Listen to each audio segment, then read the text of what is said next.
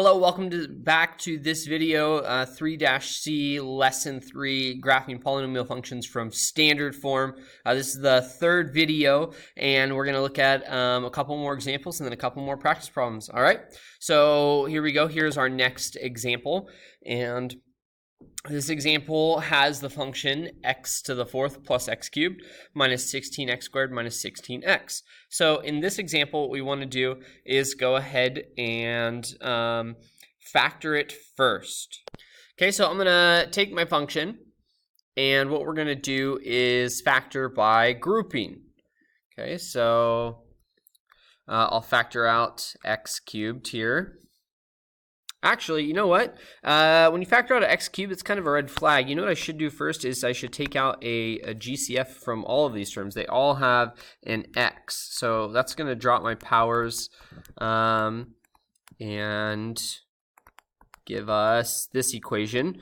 Okay, now we'll go ahead and factor by grouping. So always, again, bring down your x. Here's error that I see a lot. People don't bring down the x. They don't write down inequalities. So write in a straight line to keep track of everything. Okay, so now I'll factor out an x squared, leaving behind x plus 1. Factor out a negative 16, leaving behind x plus 1.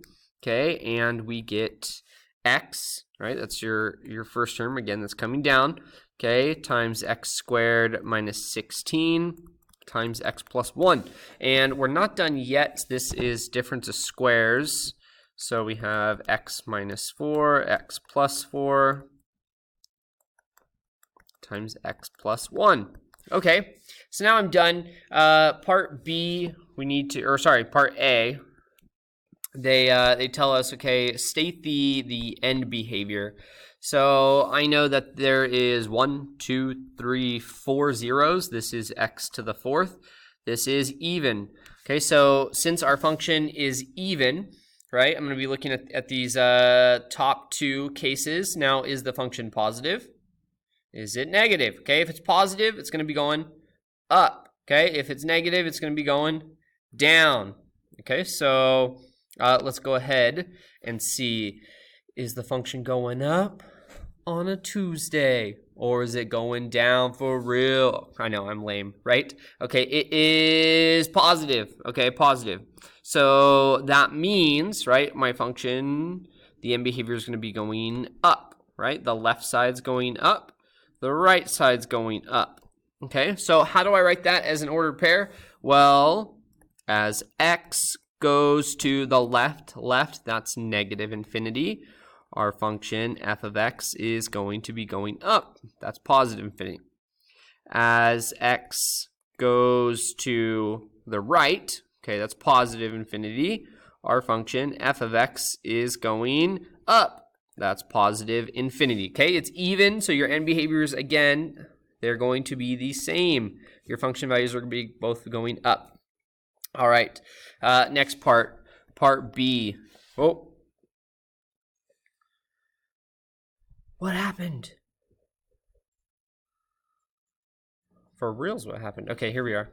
I have no clue what happened. All right, so part B. Come on, computer. Okay, part B, we need to find the zeros. Now, based upon our zeros here, okay, I have an x, so I'll set x equal to 0 and solve. Hey, that's 0. I'll set x minus 4 equal to 0 and solve. Hey, that's x equals 4. I'll set x plus 4 equal to 0. That gives us x equals negative 4.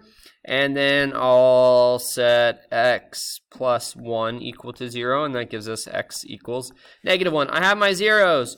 Woo! Yay! Okay.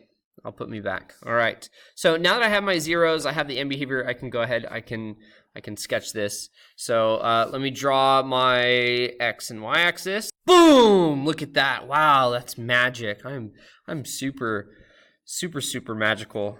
I should have gotten my letter to Hogwarts. They left me out. What is this?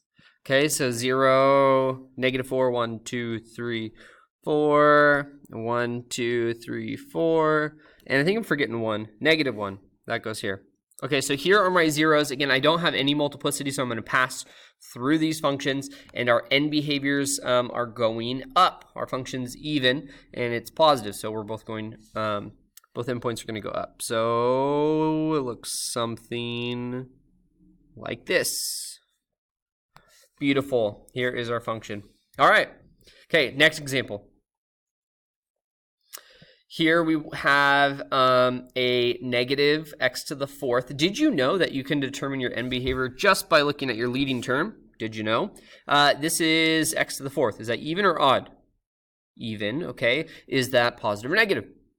Negative. Okay, so I know my end behavior is going to be going down right off the bat without doing any factoring, okay? So pay attention to that, and I know that's what it's going to be, okay? So you can tell right away. But first, I'm going to factor out a negative, okay? And I have x to the fourth minus 13x squared plus 36. Okay, and I want to go ahead and factor this. So I'm going to use my AC method. What factors of 36 give us negative 13? This one's actually kind of tricky, but it is 9 and 4. So negative 9, negative 4, right? Those add up to give us negative 13. And multiply to give us 36. Okay, what I want to do next, notice these are both actually difference of squares. So I have x plus 3, x minus 3, x plus 2, x minus 2. Okay, good. So it's completely factored. Now I need to know, okay, what is the end behavior? Well, it has 4 zeros and x's. Okay, that means it's even. And is it positive or negative? Well, it's got a negative out front, so it's going to look something like this, okay? So as I go to the left, it's going to go down. As I go to the right, it's going to go down. It's going down for real, for real, for real. Okay, as a statement, that would look like this. As x goes to negative infinity, our function's going to negative infinity.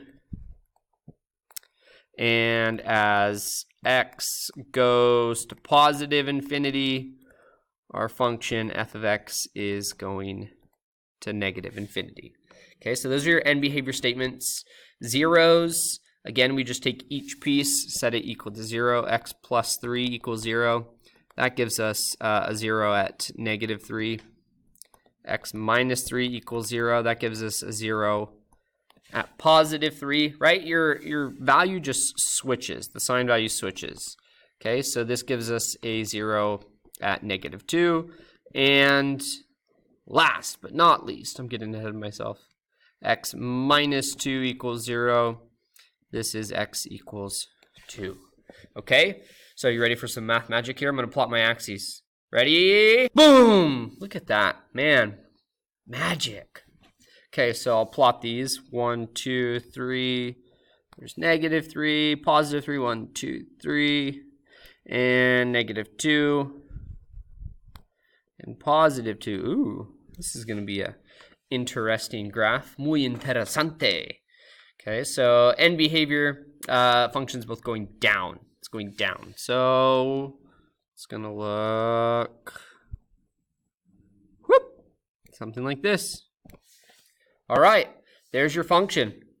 Okay, so 2 practice problems. Here you go. Here is the first one. Okay, please pause the video. Try this one.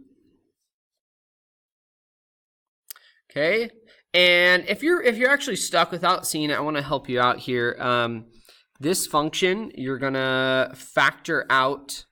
Okay, so you're gonna have x.